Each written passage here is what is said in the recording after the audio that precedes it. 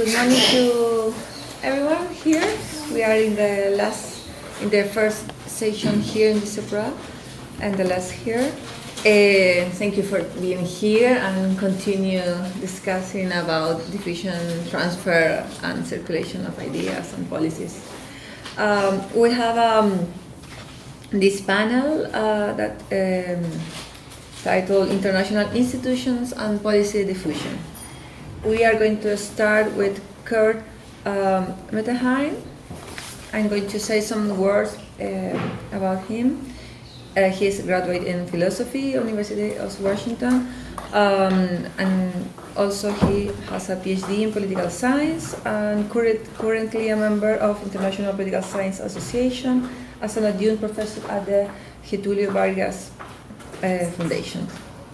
You are going to present your paper is about the politics of monetary policy diffusion in Brazil. Thank you. Correct? Okay.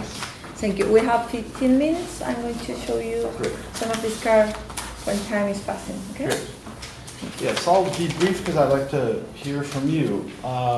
Just a couple things, good news and bad news.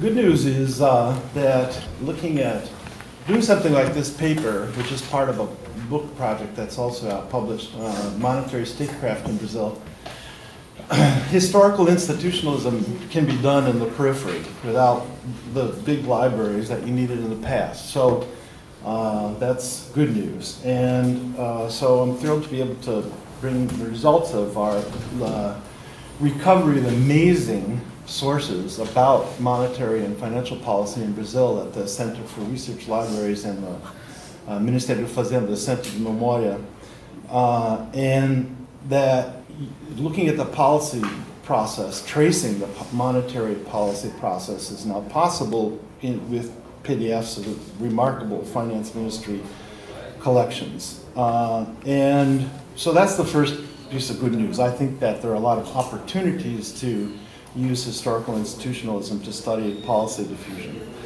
The second piece of good news is what I call policy cannibalism, and I go to the Brazilian anthropophagic movement and the debate initiated by Roberto Schwartz with the idea of ideas out of place, and really cutting also to the comments by many, like Albert Hirschman, that you can see things better in the periphery and that there's a methodological advantage to studying this monetary chaos over time and the policies adopted to address it. So that's the second message I wanted to bring. And the third message is that the last governments have pursued what I call monetary channels of change. And that is a novelty on the left, if you go back to 11 September 1973, which was seen as the end to the electoral road to socialism. Left parties basically have no idea what to do and are seen to be fiscally cornered, and that's a good thing according to many. But the channels for change and social inclusion in Brazil have not been fiscal, they have been monetary, and that is credit channels, interest rate channels, and that whole, the advances of monetary economics mean that the levers for social inclusion are fundamentally different today. So those are the sort of three things I wanted to, the good pieces of news, and the fruit of that is to be able to reconstruct the policy and politics and the policy cycles. The only thing I wanted to present is in each of these periods you have some incredible reflections on the part of policymakers of the best and the worst policies from abroad, and it's much, much more talented and complicated and a history of an epistemic communities in Brazil than I ever suspected and was led to by the secondary literatures. Just to give you an idea, in 1808, the first Bank of Brazil, Dixon has this theory of financial revolution, which explains why England defeated Napoleon, and which is all seen as good or bad. But here in Brazil, it cemented political reaction. I have seen no historian study the first Bank of Brazil as the explanation for Brazilian exceptionalism, that is, a monarchy and the military defeat of regional and liberal movements. So monetary politics and policymaking is a sort of secret of reaction since the beginning in Brazil, and I'd like to say over time less so. And to give you an example of that, one of my favorite institutions in Brazil is the Caixa Econômica, which of course is a den of thieves today.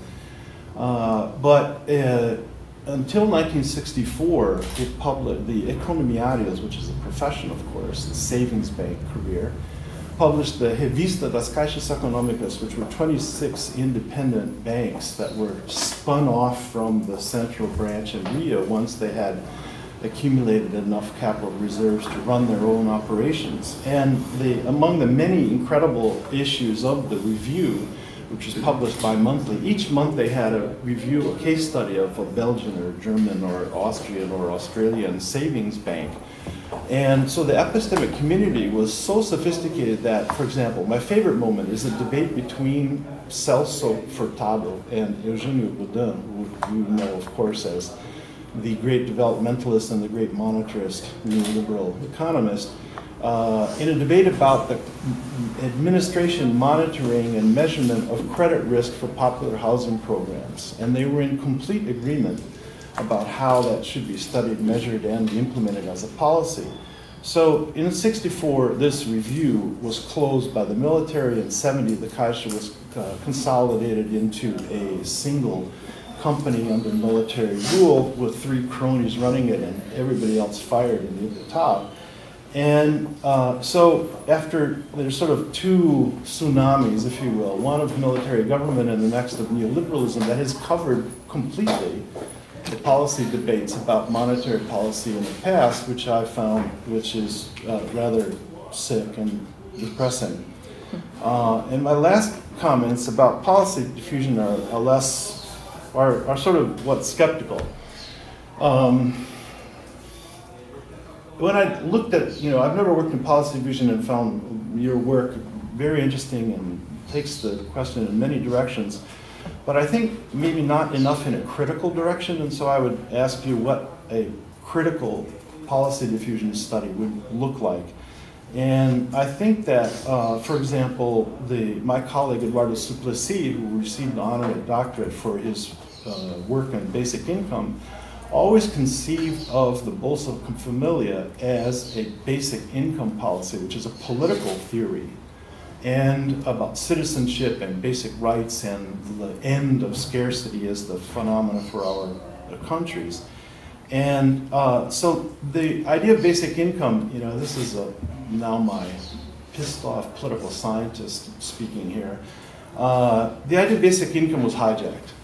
And now it is called, apparently, conditional cash transfers. And I would like to read your papers on this to know more. But I suspect that the hijacking of left ideas, there aren't that many. And so when they get hijacked, it's pretty important. And another example is participatory budgeting. I was thrilled to have a master's student in 2006 who worked in England on this, on the Brazilian experience, and then became an assistant to a member of parliament and has proposed now a participatory budgeting law for England, which would be a nice case for policy diffusion.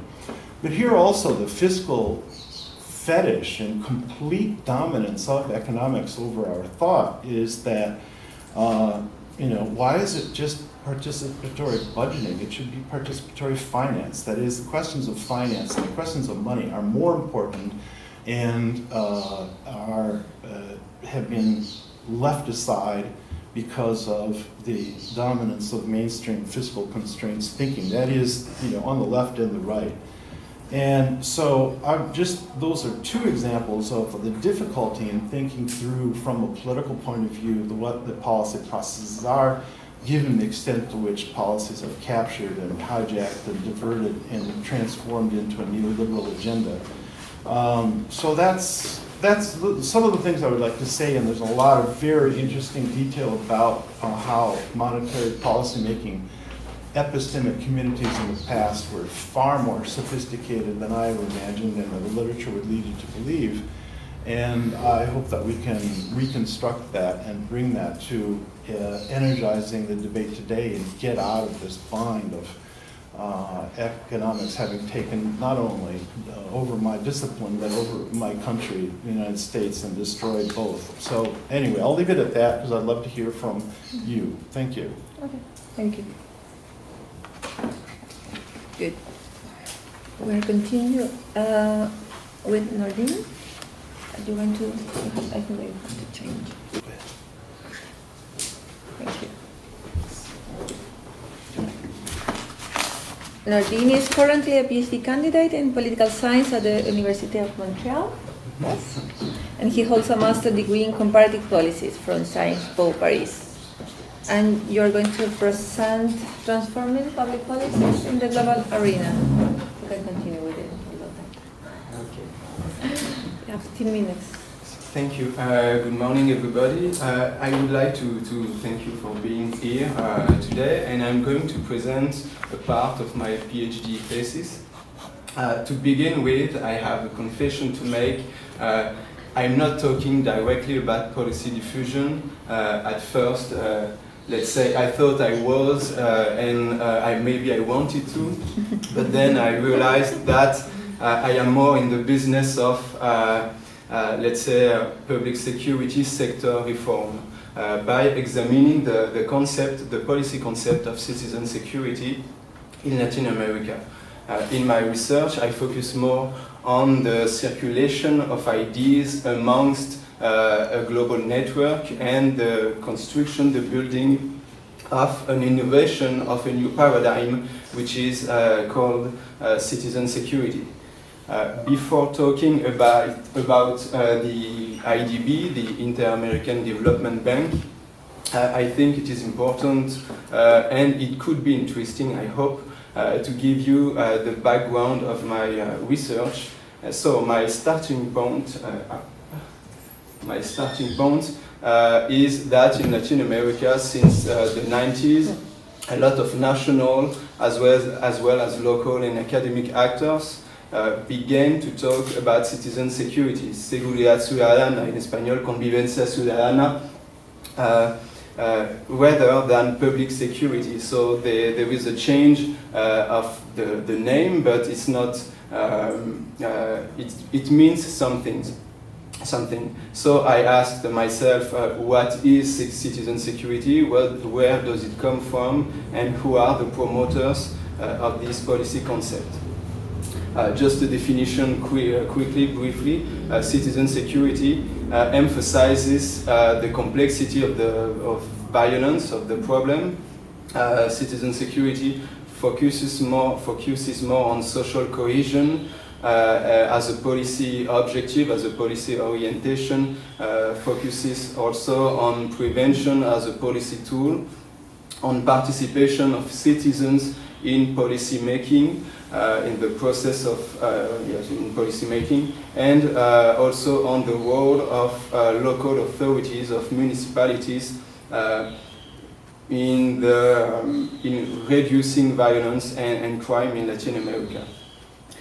During the previous panels, Cecilia, Osmani, Sergio emphasized, among others, emphasized the importance of the events such as conferences, congresses, meetings, workshops.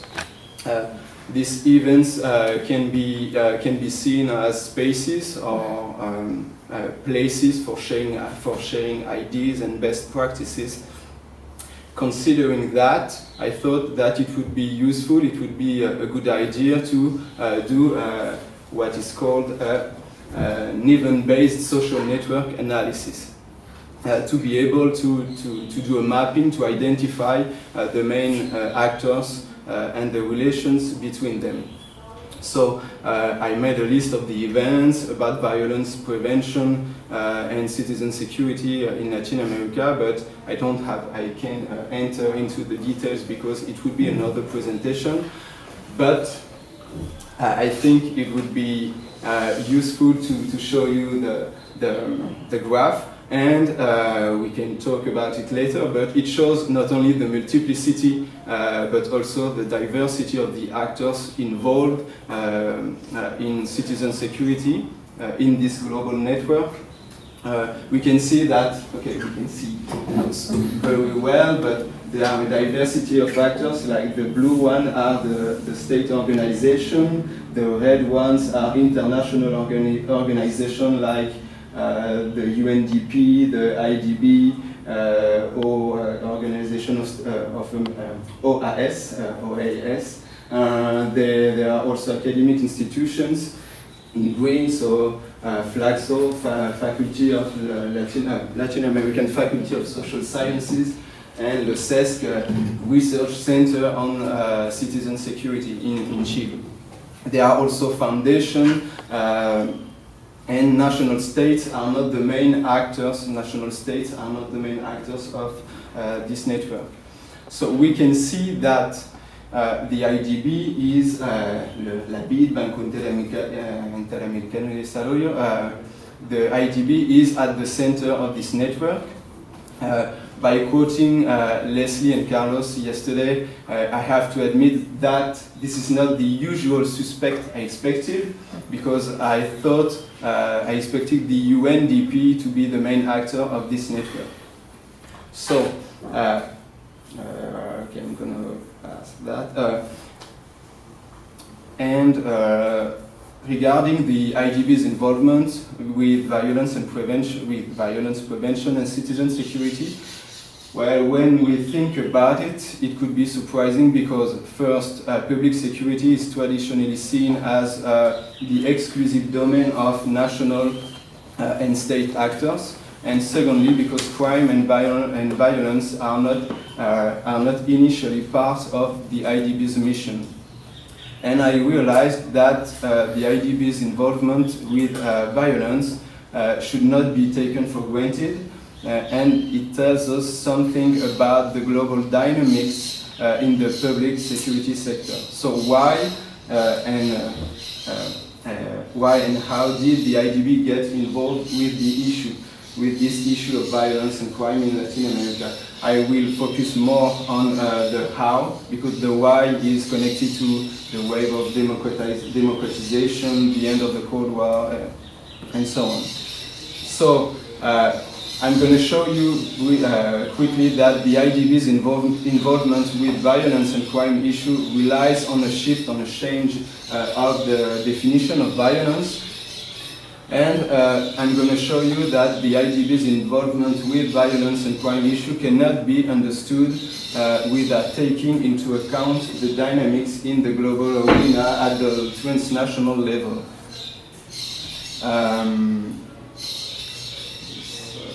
After a brief moment of uncertainty regarding the arguments the IDB should use to justify its involvement with this issue, as we can see in '94 with a speech of Enrique Iglesias, the president of the IDB, when he didn't talk much about violence in '94, and in '96 he just emphasized the moral duty of the bank vis-à-vis Latin American people. So he said the IDB must be involved with violence issue because it's a problem, it's a high problem with a high proportion, so the bank just must do something.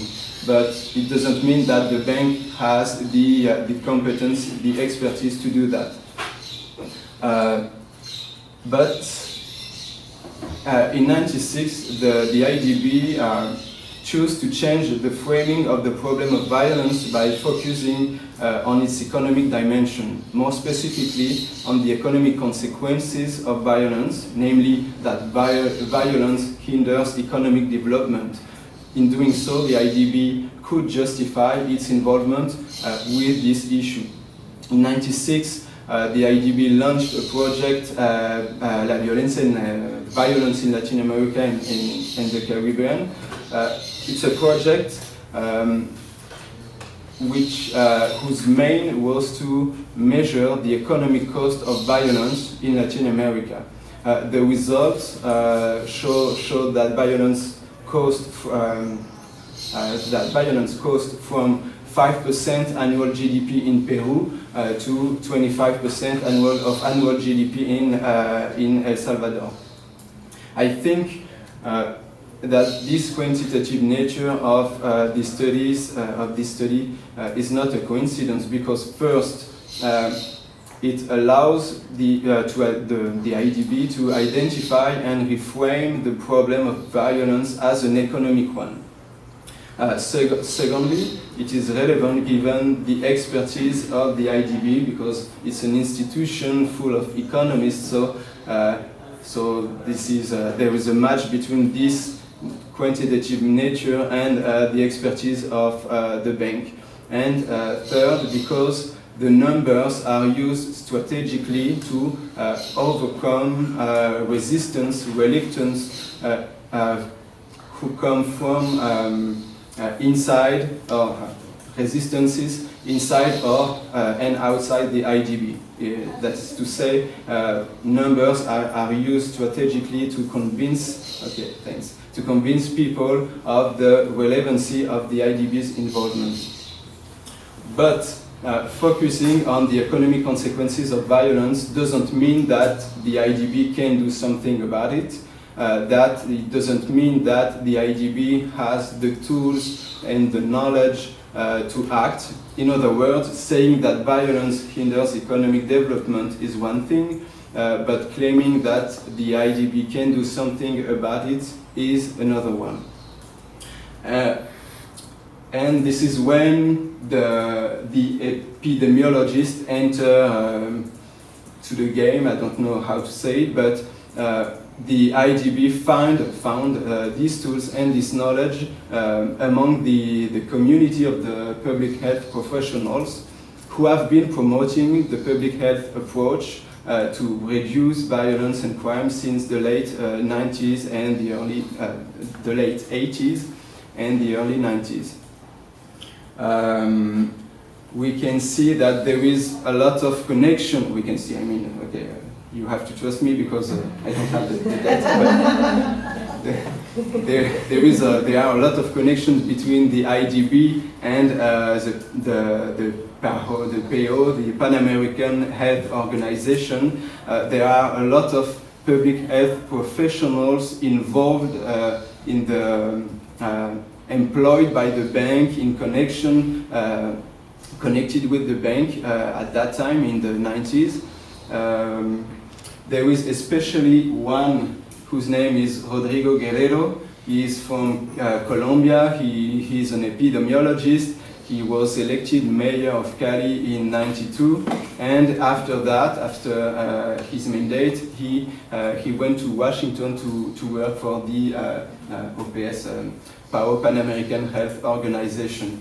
And he's been involved since the beginning in the IDB, since the 96.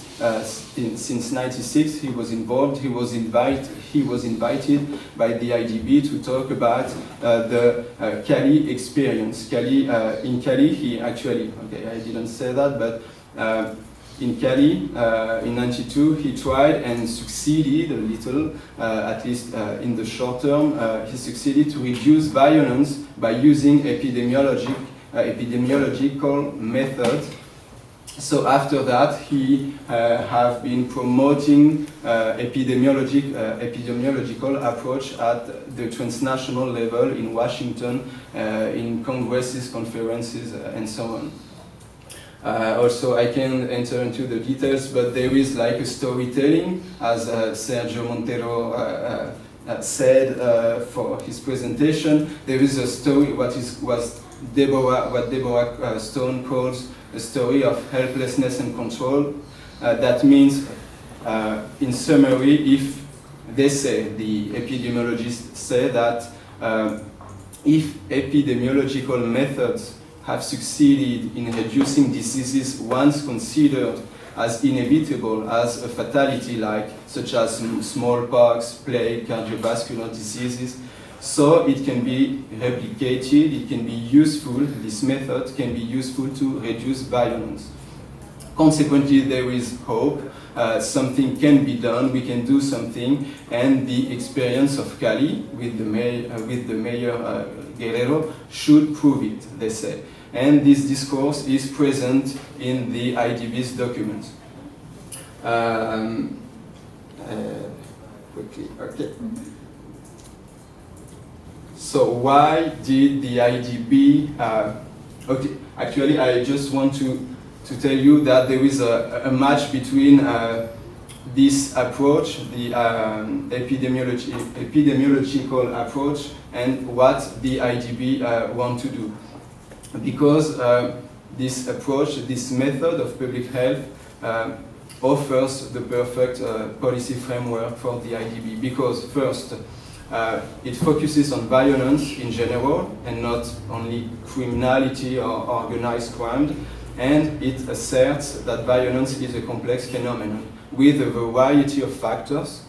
So it involves all the policy sectors, all the actors in education, in economy, in social policies, including the IDB. Secondly, this approach prioritizes prevention, and prevention fits perfectly with the bank's tradition of social sector lending. And the last one, to finish, the epidemiological approach is presented by its advocates, such as Rodrigo Guerrero, as action-oriented, as previously mentioned, it has been successful in combating contagious or non-contagious diseases when medical knowledge, they said, when medical knowledge was still lacking and would have fostered passivity. So when applied to violence, this approach has had positive results too in Cali, and this is appealing for the IDB, for an institution such as the IDB, which seeks quick results in order to strengthen its legitimacy in this public security sector. So no conclusion. Okay. Take a minute for the conclusion. Okay. We have time. Well, so quickly, because I knew we wouldn't have the time. So as Patrick and Angela said on Monday, I prefer talking about the circulation of ideas and not policy diffusion, because I'm not interested in a wave of successive adoptions of the same policy. This concept of circulation allows me to talk about the emergence of a global policy network with a new discourse, with new ideas, without much change, because there is not a lot of changes at the national level regarding public security policies. If citizen security is a new paradigm in construction, it should be associated to new actors such as the IDB, and that's it. Thank you.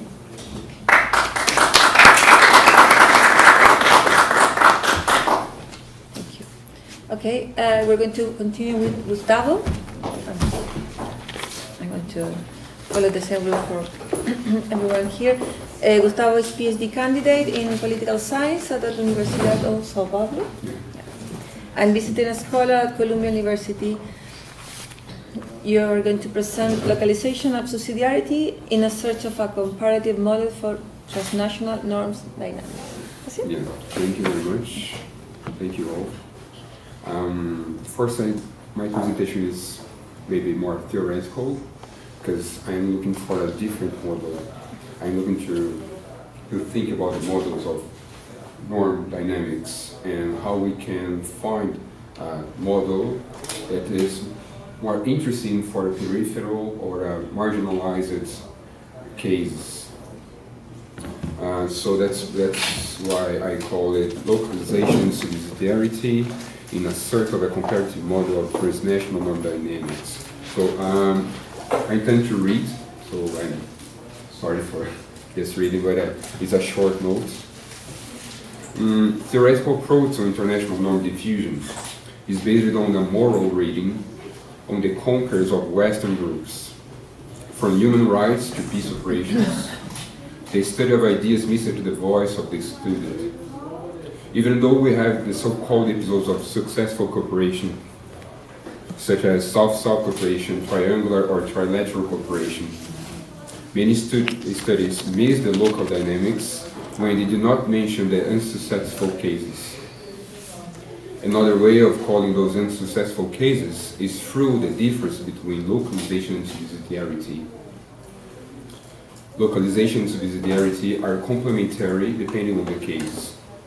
Localization occurs when every and any case when external and general norms and ideas have to be internalized or translated to the local vocabulary and principles.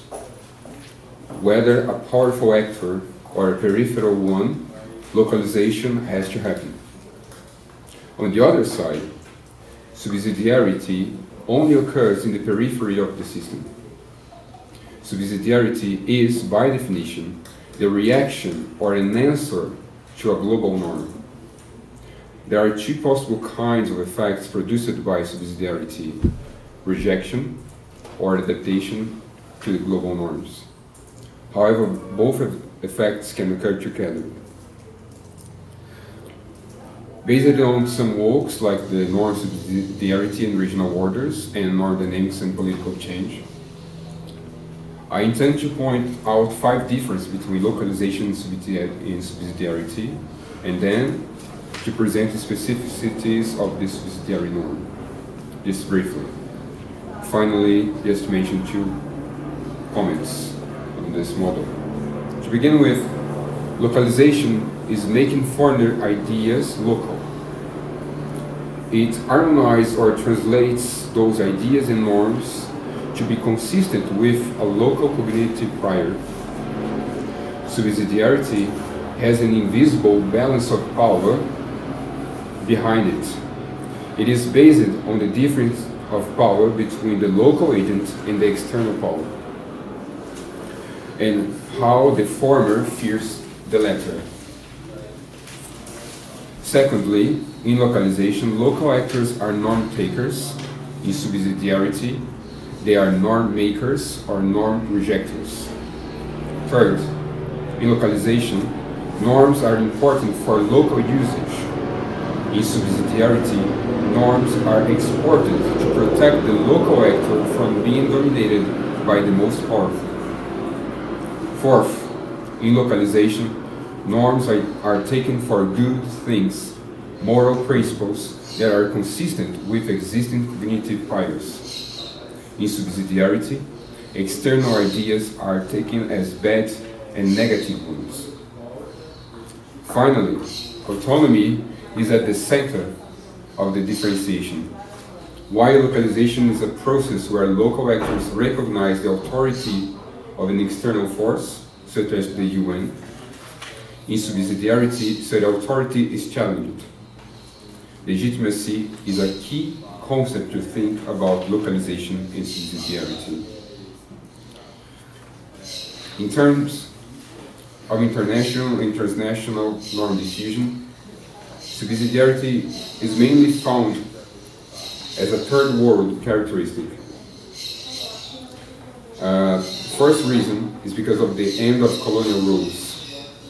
I do not intend to extend in this point, but it's basically how the socialization process of the third world taught the external communities in the third world how to react to global ideas, to moral principles. Second, resistance against international organizations under the Western control. A good example is the Inter-American system, and how Bolivarian countries, for instance in South America, built a regional idea of a collective security, of a collective management to protect against the US, and with some struggle and some fight, they were capable of inviting the US into the system. When the UN was created, they followed the example of the Inter-American system. Why? Because now the UN, after the Cold War, recognizes, for the first time in some cases, that subsidiarity, or, as the UN likes to call it, regional organization or regional architecture, is important for global governance. Motivations, in terms of motivations, as I mentioned, fight against marginalization from global norm-making process, such as the Security Council, and the fight against hypocrisy from the center of powers. Finally, I gave 2 critiques on the model based on localization subsidiarity. It's not a successful case. It falls into the same pitfall it denounces. It was recognized once that both traditional model of norm diffusion and a more critical one, like subsidiarity and localization, are based on success models. They are based on a retroactive positive evidence approach. That means that they are always looking for successful case of resistance, for instance. Secondly, subsidiarity tries to build bridges between a rationalist and a constructivist approach. As an approach in between 2 different perspectives, there are many gaps to be filled. The most important is probably the need for a southern or a peripheral study, not only an empirical model, but an epistemic one as well. Personally, I believe that a feminist perspective on norm diffusion would fill this gap and challenge this epistemic model. Those are some considerations I would like to bring. And I'm up to some comments and reactions. And I would like to hear from you if this sounds like a new idea and what kind of alternative do you have, because I'm collecting those ideas to write this paper.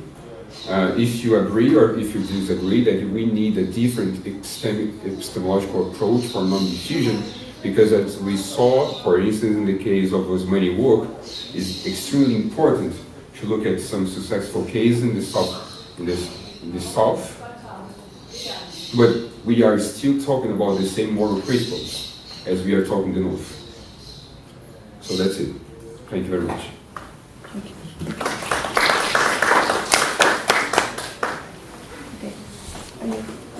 Finally, Filomena. She's currently a researcher at the NGO Ação Educativa. Ação Educativa.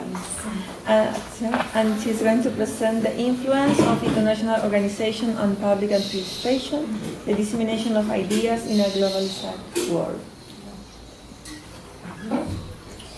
So, good morning. So I'm going to talk about a little bit of this paper, that is the influence of international organizations on public administration, the dissemination of ideas in a globalized world. I will not go through the paper on details because much of it is a conceptual work and you are all very keen with this subjects, but I will try to go more on to reinforce the argument of the importance of these subjects for the studies of state capacities and for also the importance of this subject on Brazil researchers. So the objective is taking into account or take into consideration the globalization process and the growing influence of non-state actors on policy process. Thus, research aims to analyze the role of the state in face of this reality and the increasing influence of international organizations in the process of diffusion of ideas and policies with a closer look on the role of OECD. So, setting the scene, the paper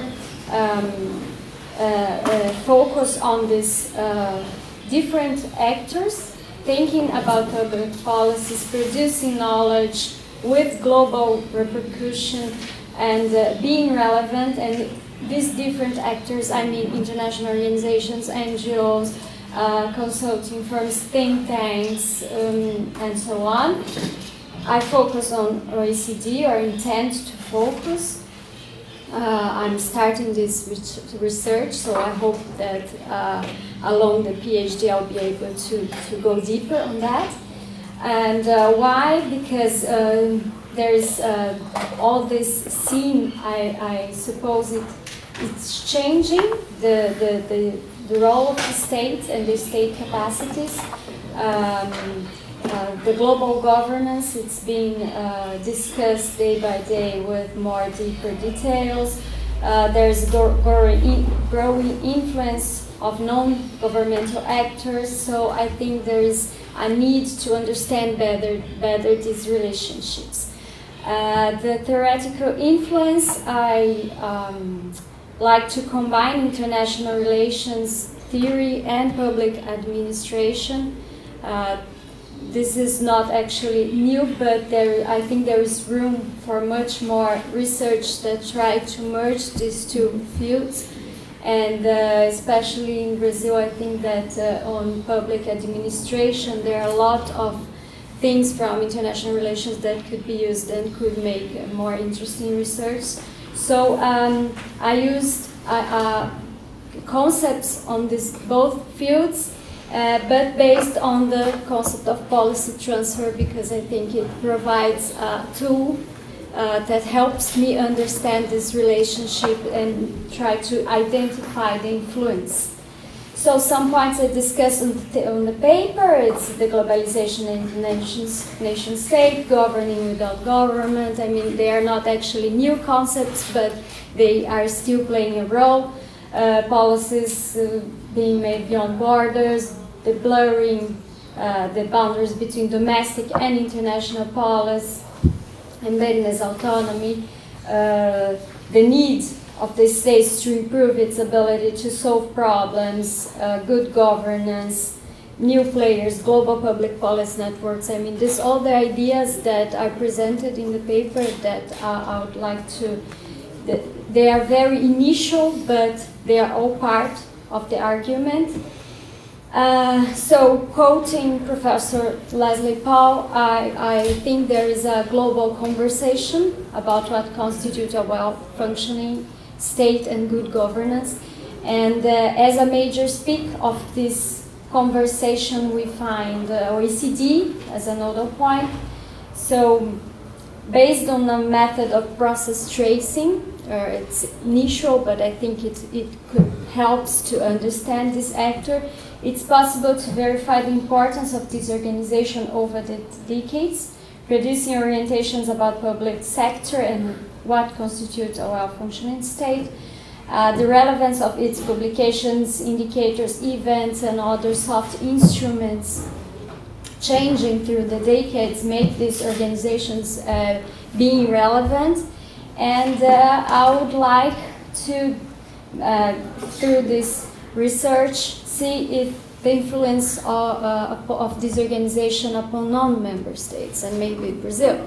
So, if OECD produces knowledge and the influence of its idea is what assures its relevance as a political actor, therefore the dissemination of such ideas is essential for the organization existence. So I believe that analyze these ideas and how they reach the country level and how they are adapted, it's a crucial thing. So, why this subject would matter for Brazil and Brazilian researchers? So Brazil is not a member state, but it's very active on OECD, and it's part of the program Enhanced Engagement that was launched in 2012. Aiming to leverage the relationship between OECD and emerging countries, focus on Brazil, China, India, South Africa, and Indonesia. Focusing on Brazil, there are many publication studies on different areas, and I would focus now on the educational sector because I have more. Based on my work and my research, it's a field where I found interesting. things to be researched. So I trace parallel between PISA and the IDEB. IDEB is the Index of Basic Education Development. It's a national index. And many reforms towards better efficiency and management of educational public sectors are taking place in Brazil. And although we reach the universal rate on access to education on the elementary education, the quality and the performance of the students are quite low. So, for instance, only almost 31% of the children enrolled in the third year of elementary education reached an appropriate knowledge level on writing, and only 33% in math. In this sense, in 2007, the INEP, that it's the institution, national institution for education, developed this index. And the aim is to measure the quality of national learning and establishing goals for improving its teaching quality. So the index combines approval rate with performance of the students in tests that measures Portuguese math knowledge. But what is interesting, that this index was based on the average results of OECD countries, using as benchmark the PISA structure and the results of PISA. So it is on the history of the IDEB. If we go on the web page, we see that they put the PISA as a benchmark for that oriented the creation of this index. And in 2014, the National Education Plan was approved, and presenting the goals for educational policies. This plan, it organized the educational policy for 10 years, so it's from 2014 to 2024. It sets the targets, and one of its targets is to increase the performance of students along the basic education on PISA test, taken as the external instrument of assessment internationally acknowledged, aiming to reach the following prospects. So it puts the goals it intends to reach, and it's all based on PISA. And it's national, the broad, the scope of this index, it's national. So, IDEB is the national policy that guides the educational goals in the whole country, and it was formulated based on PISA. If the policy transfer is an intentional activity and actually oriented, which means it's a conscious process that results in political action, the implementation of IDEB could be or is an example of policy transfer from an international organization to Brazil. So this is very initial, the mapping of this influence and how deep it is and could be.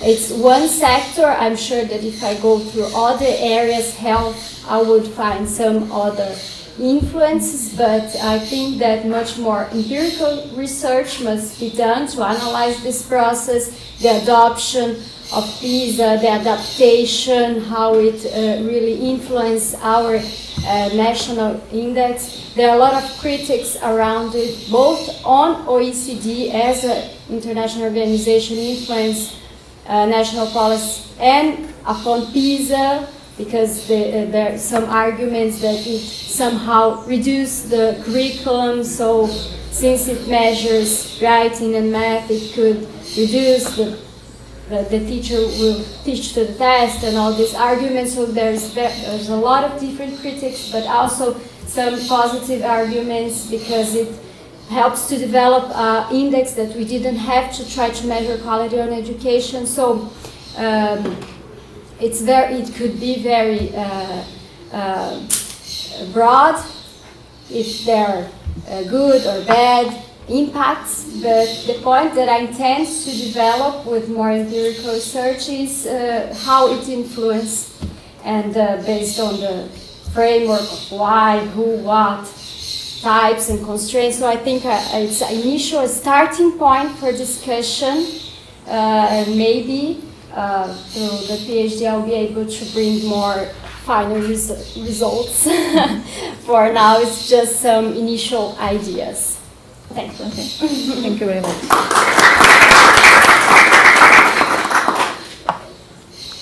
Okay, we have time for questions. I think that we can collect some questions and then we can answer them if you want to be here. Carlo? Two questions, one for Filomena and the other to Nordin. Thank you for the very interesting presentations. What, Filomena, for you, I will in a sense replicate Kurt's, one of the Kurt's questions yesterday. You were talking about policy transfer and policy evaluation. Where's politics? That's the point, as simple as that. And to Nordin, to what extent, Nordin, is it possible to say that the broadening that you evidenced of the IDB agenda is due to bureaucratic politics? Yes, that's the point. Thank you. Leslie? Also, good papers, thank you very much. I have a question, comment for Filomena and for Nordin.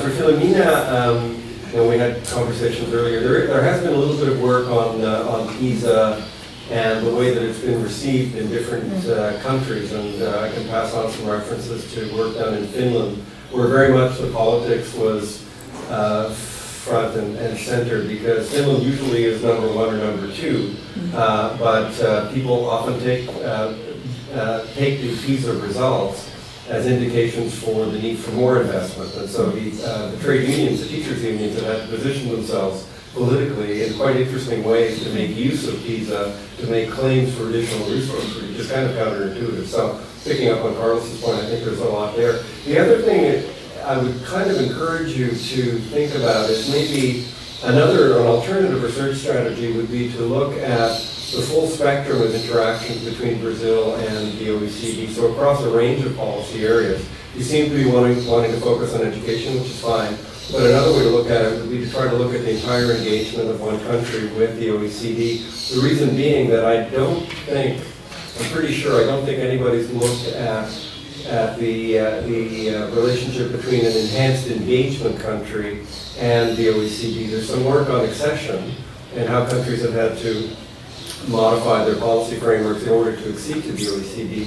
But as far as I'm aware, nothing on a country that's somewhere in between. It's not a member, it's not a not member, but it's an enhanced engagement partner, which makes for, I think, a different set of dynamics would be quite interesting to explore. For Nordin, when you were mentioning this construction of a paradigm, particularly from a bank, and how it expands its ideational framework to capture violence, I was struck by how it did that by basically saying violence has economic costs or consequences. Very similar to the way in which the World Bank and the OECD have been able to introduce a kind of mission creep. Because both those organizations, the World Bank as a bank and the OECD as the Organization for Economic Cooperation, started off with relatively narrow mandates around the economic and lending and to some extent economic development. But it's very easy to harness almost anything to the economy. Almost anything can be said to have economic consequences. So to give you a kind of crazy example, the OECD now is doing work on happiness, because how happy or unhappy we are has economic consequences, right? So bizarrely, you've got something like the OECD involved in studies of our kind of psychological states, because that has economic consequences. So I would encourage you to think about examples from other organizations where you see this harnessing of an agenda to an economic paradigm that basically allows those organizations to expand their mandates quite dramatically through the focus on what the economic dimensions are of whatever it is that they're interested in. So you could take violence, you could take any other area or any other mandate and simply emphasize the fact that it has an economic consequence, and boom, you're suddenly able to bring it into your range of activity. Okay. Any other questions? I wonder if you could talk a little bit more about how those technologies comparative are working with the bank. If it's more from a top-down perspective, analyzing statistics, or if it is a bottom-up perspective. If they are going there in the field, having groups, involve the communities, anyway, or if it is an indirect approach. Just talk a little bit more. So I have a question from court to court, which is, you framed your analysis in terms of historical institutionalism, right? So one of the main categories of historical institutionalism is path dependency, but your historical charts seem to have a lot of changes of approaches, right? Back and forth between developmentalism and adjustment and different types of approaches. So, I mean, was Brazilian monetary policy kind of on a track, on a trajectory, on a path, as historical institutionalism would assume, kind of long-term path, then comes whatever the military regime, there's an inflection, then comes neoliberalism. It seems to be much more kind of fluctuating than the sort of normal historical institutionalist approach. How do you see that? Any other questions? No? Okay, I think that we have time to answer your question. If you want to start in the same order, we can discuss.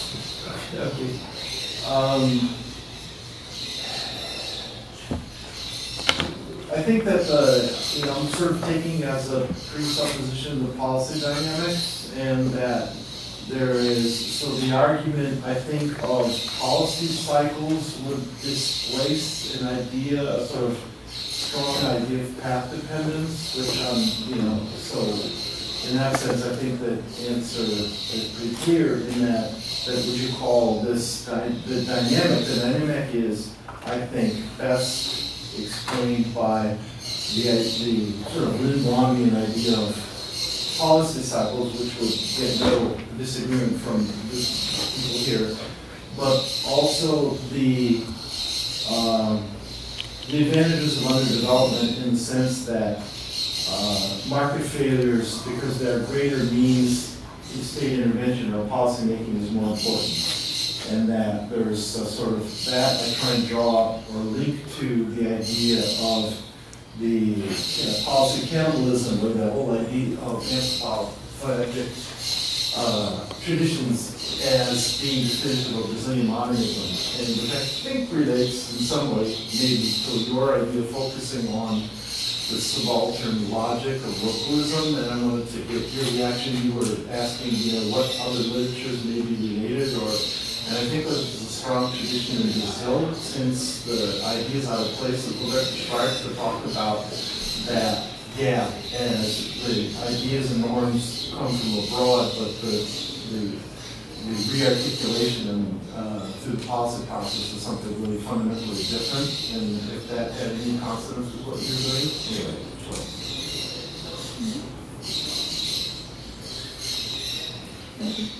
Nordin. Okay, my turn. Okay, the first question is about bureaucratic politics. Actually, it's not the direction I took for this, but I thought a little about this. And I think it could be, it could explain a little why the IGB started to talk about violence, about citizen security, but there have been demands from outside, from Cali, from Bogota, to get financing from the bank. So I'm not sure if the bureaucratic politics would be the main explanation for this, but I will think about it more. Regarding Leslie's comment, okay, so you asked me if I had other examples of organizations who reframe.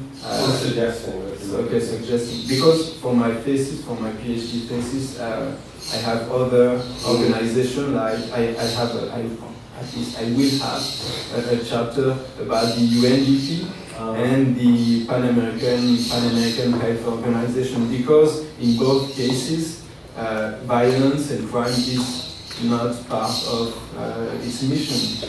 So the Pan American Health Organization reframed the problem, redefined the problem of violence, but it's not in economic terms, but they say that it's a public health problem.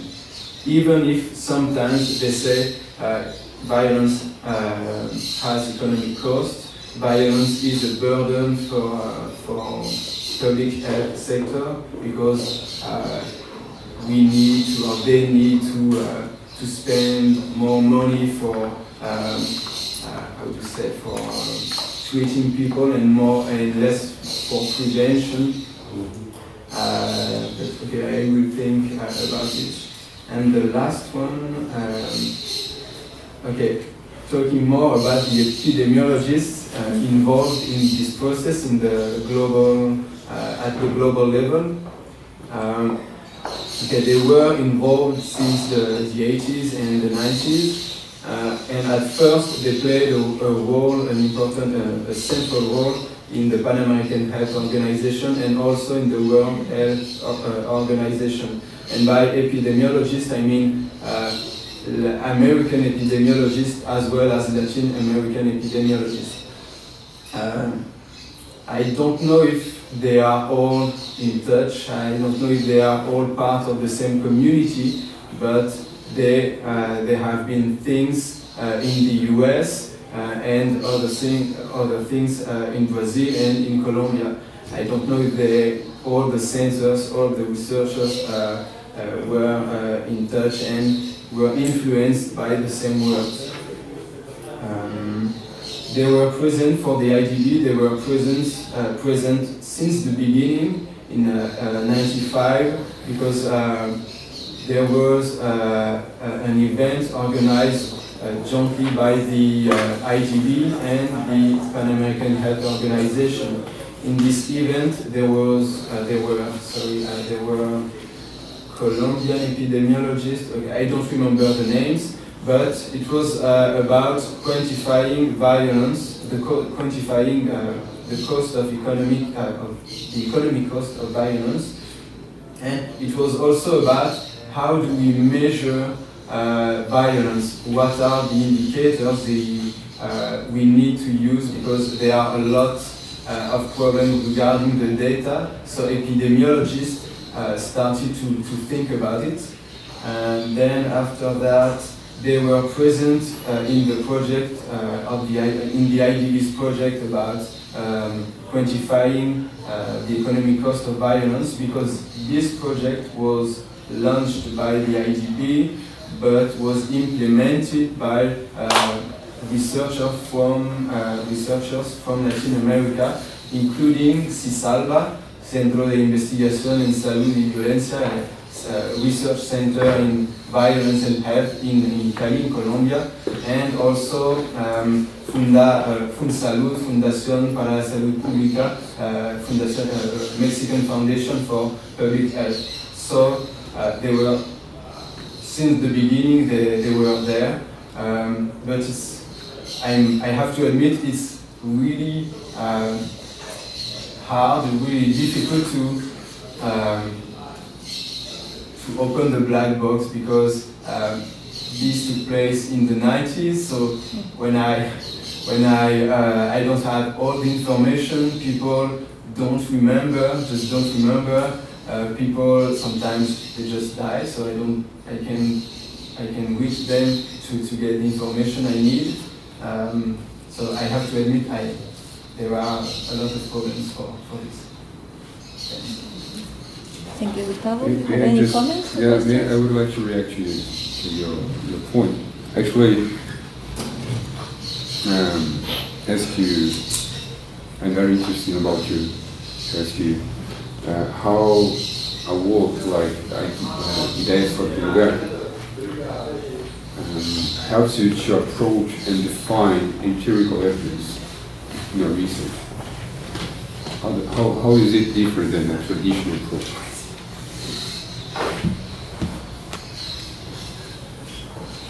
That was a question? Yeah. There's a long debate with empirical work on dimensions from literary criticism to policymaking and economic ideas out of place and so on that I'd be happy to pass to you. And it has different approaches. From anthropology actually has worked the most, and the great anthropologists of Brazil have used something like that idea to talk about the need to reassess indigenous groups and their world, their frameworks, and Amazonian perspectivism, and how the ideas of others are integrated into the process of relations as capitalism advances. So, there's the American Rights came up, that was 77, the argument, and since then, it has been raging in history and economic policy and literary criticism in many fields in Brazil. And so I think that there's a very interesting variety of empirical studies done in that tradition. Thank you. So about politics, I think on the example of PISA and on the educational environment in Brazil, there are a lot of debate both on investment, finance, and management. So I think that, for instance, in 2014, when the new Plano Nacional de Educação was approved, it was a huge struggle for the 10% of the GDP to finance education, and all the PISA is the benchmark or the argument to say that we do really bad. So our performance it's very low. So we need to put more money. That's one argument. The other argument it's not. We don't actually need more money, but we need more efficient management and structure. So I think that the politics are very embedded in this discussion on the educational field of what's the main problem. It's the outcome that are not good. We must focus on outcomes, or it's the inputs.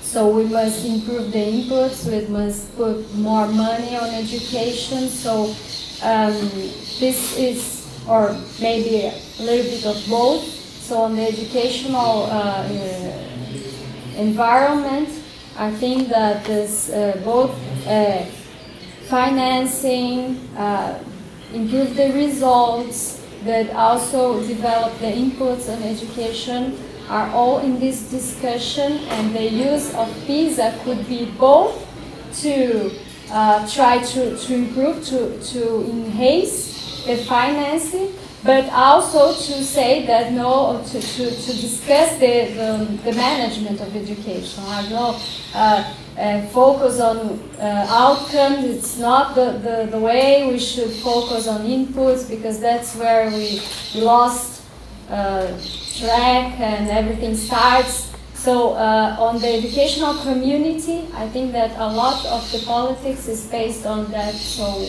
how to approach to education, and the PISA it's used the other to reinforce one argument or the other, but it's present. It's part of the argument. I think that maybe it's a little bit on that. And about Leslie comments, I thank you very much for sharing all your ideas with me since the beginning of this seminar. I think that it would be much more interesting to have entirely to focus on the engagement of Brazil with the OECD, and also maybe with a comparative research with some other country like Chile, and try to see like a country that is a member, Brazil that it's not, but it's in. So I think it's all constitute a very interesting and fruitful environment for research, and also to try to discuss. There's a very interesting study that you were the organizer about, I think that was just published last year.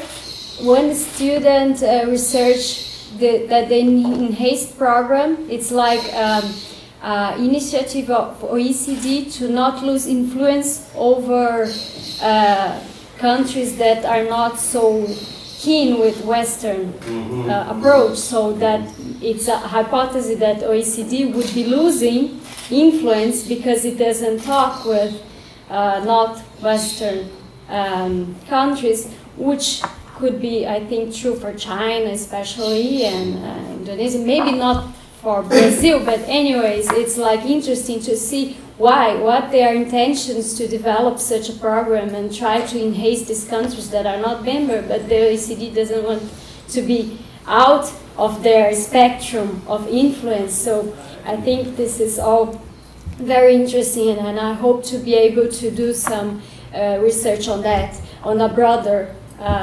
picture, not just focus on one specific policy. I brought education because I think it's really, I can see where it's reached at the national ground, but on the broader spectrum, I think that I will go on this direction, and I thank you for the comments. Okay. Yeah. Okay. Yeah. We have any other comments or questions? No? Oh, yeah. I have a question to Nordin. I thought your presentation was really interesting, and I'm curious about one aspect. So in recent years, there's been a trend here in Latin America of countries distancing themselves from the Organization of American States and moving towards institutions such as the Union of South American States, the Community of Latin American Caribbean States. So I was curious to know if this shift has had any impact on how countries interpret and implement system security. If you could mention something about that. Okay, Nordin, and I have another, just a little question. If you can say something about what are these kind of epidemiology methods? Try to give some examples how they, because I know that some things about the seguridad ciudadana, but I can see the relationship in kind of the method.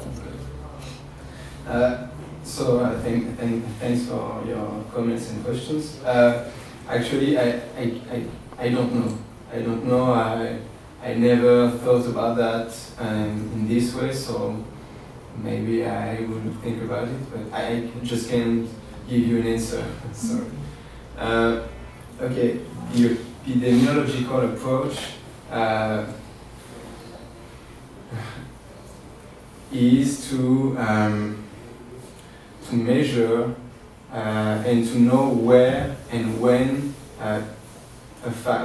in this case, violence. So, okay, when they apply the epidemiological approach to reduce violence, they just produce data to know where exactly, when, who is the victim, who is the aggressor, the criminal, where does it take place, at which time, when, by night, during which day, the weekend, and so on. So they just want to know exactly and to know better the problem of violence. Then they can try to explain that, and usually they say that there is a huge range of factors, like as for smallpox or plague. They say that maybe we cannot intervene, we cannot act on the disease, in the disease, but we just can modify the behaviors of people.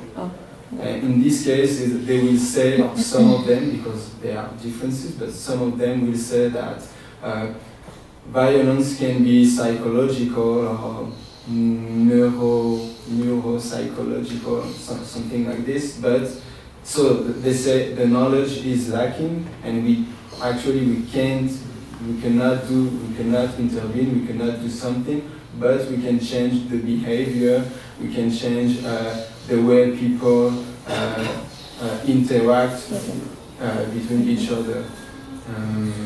There are lots of things to say, but they focus on the hope. So there is a discourse that focuses on the hope we can do something, and the public health professionals are like the heroes who can solve the problem. Okay, thank you. You're welcome. Okay, I think that we are okay. Are we okay? Okay, thank you very much for your presentations and to you to be here. Thank you.